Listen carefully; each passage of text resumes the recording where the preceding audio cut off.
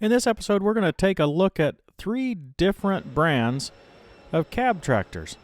I'm going to start off by showing you this CK2610 SE. Then Kenny and Jason are going to join us to look at the offerings from McCormick and LS. Sit back and enjoy. I almost missed this tractor at the show.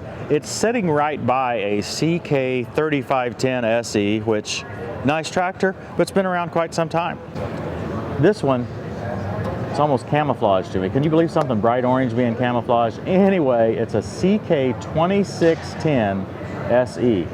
They're just coming out with it this year.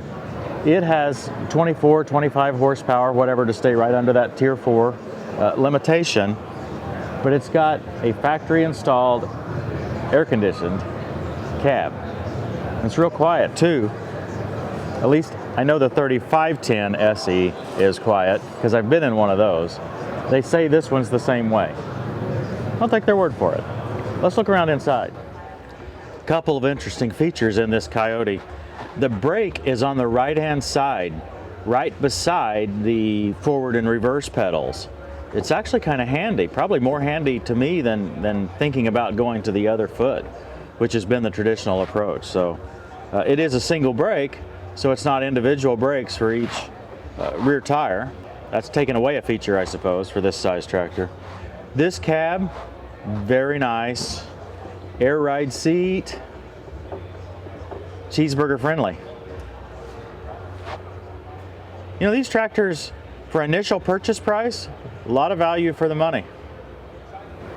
It's got a 3-range transmission. I don't know of many 24, 25 horsepower tractors got 3-range transmission. Radio, air conditioning. Here's a stereo versus aux switch. It's got a USB charging port. Oh, there's the aux plug. So you could put in your iPod and play it through the speakers in here. I mean, this feels big for a 26 horse, 25 horsepower tractor. I wonder if it's got enough engine to do the job. I mean, it seems like it's trying to do a lot. Power all the air conditioning, handle a loader this big. The 3-point hitch looks stout and big. We'll have to see the capacities. We don't have them yet. Seems almost too good to be true. Show price $25,705. Interesting machine. So it's got independent PTO. You see the yellow knob over there? Yeah. So you'll turn that on if you flip it to auto. When you go into 3-point hitch, like if you're using a tiller or something, once it gets to a certain threshold, it'll turn it on, you lift it back up, and turns it off. Okay. Yep. So it starts and stops the PTO. Yep. According to the 3-point hitch height. Yep. In this auto mode. Yep. Now I see on the dash here an EPTO option on the dash. That's because that same gauge cluster is used for the larger tractors. Okay, so it does not have EPTO. Correct. When's this tractor available? It should be available this summer. Okay. 2 rear SCVs, one here, one here. This lever here is a 3-point hitch control, very mechanical. In fact, if I look inside the cab, the lever inside moves when I move this, but this allows you to adjust your 3-point hitch when you're trying to connect an attachment. Okay, if you don't have a quick hitch, which may or may not be as important with this machine because of the telescoping draft arms, right? You can easily extend those arms to a few inches. And you can use this to lift and lower your 3-point arms to help you hook up an attachment. Really nice feature. Overall, this tractor's got a lot of features for a really competitive price. $25,705 is their show price. Your dealer can probably do better. I have 2 concerns about this particular machine. One of them is in general with the Kioti brand. I see a little lower resale value than some of the other brands. Still a little concerned about that. Also with this particular tractor, I'm concerned about the horsepower. Is 25 horsepower enough for a tractor of this size? This machine is physically the size of at least a 2R John Deere or a large B series Kubota, maybe even an L3901. I mean, it's that big physically. I just wonder if there's enough engine to handle the attachments and the air conditioning, and it's just quite physically large for that size. But my goodness, the features, top notch. How many horsepower is this thing? 37? Well, I love this. Other manufacturers would do that. Oh boy, I love that. Adjust your side link. That is so frustrating. That should be standardized on a lot of these. This Why is don't you nice. make us one of those? The extendable. You have them when you're 5, I right? have those, but you can make one of these. Right. Belt crank thing. I've seen them on. That's interesting engineering. That would fit in that would fit in your U-ship box. It would. Absolutely. It's a nice machine. Wide open back here. Got 2 rear remotes. No chain, it uses pins. Right, that's nice. This is a McCormick brand. Okay. Probably made in Korea, I would assume. I want to hear some ergonomics thoughts. Then an air ride seat, that's pretty nice. Adjustable steering wheel. Solid feeling doors. The heat air conditioned. Radio. Switches could be in a better spot. Yeah, is there armrest on the seat? No. So there's really no place to put your elbow. No. Well, it looks like it's a little, yeah, where your elbow is some weird Yeah, but I'm position turning the Yeah, you're turning the lights on. Turning the lights on, just using the loader. That's kind of a. That's kind of odd. Now they won't go off. There you go. Is that your 3-point control? 2 rear remotes. Do you find the steering comfortable?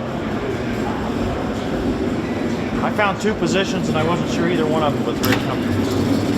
Feels a little low. How about the foot pedals, the drive pedals?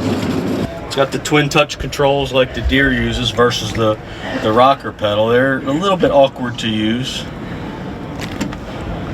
because of the small hump in the floor.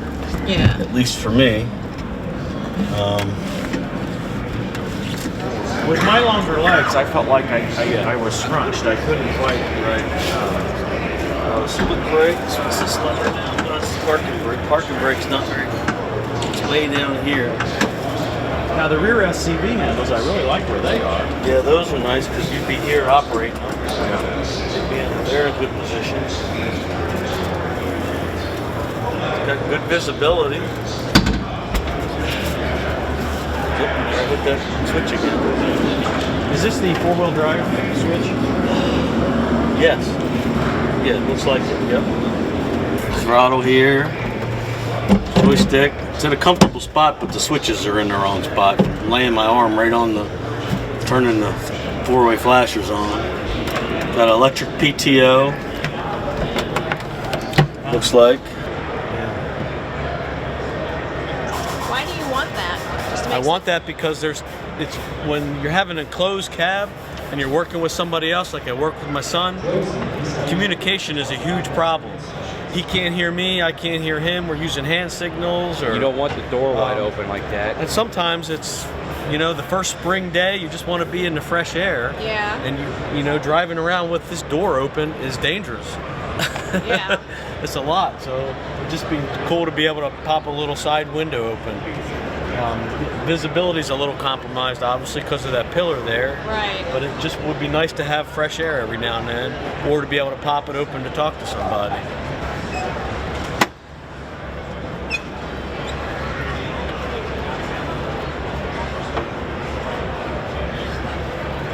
What do you think of that joystick? Seems a little further out, and It does, yeah. your There's no elbows in the wrong. no place to rest your arm to operate that, and everything's really low.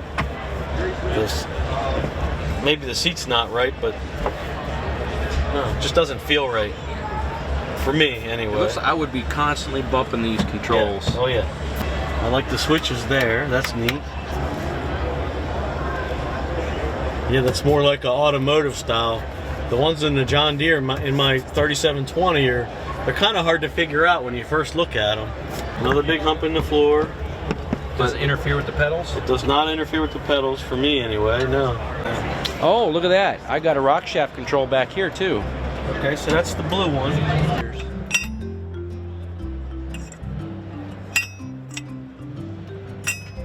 Gretchen and Ryan Arno from Napoleon, Ohio. Thanks for watching, everybody. See you next time. Tractor Time with Tim.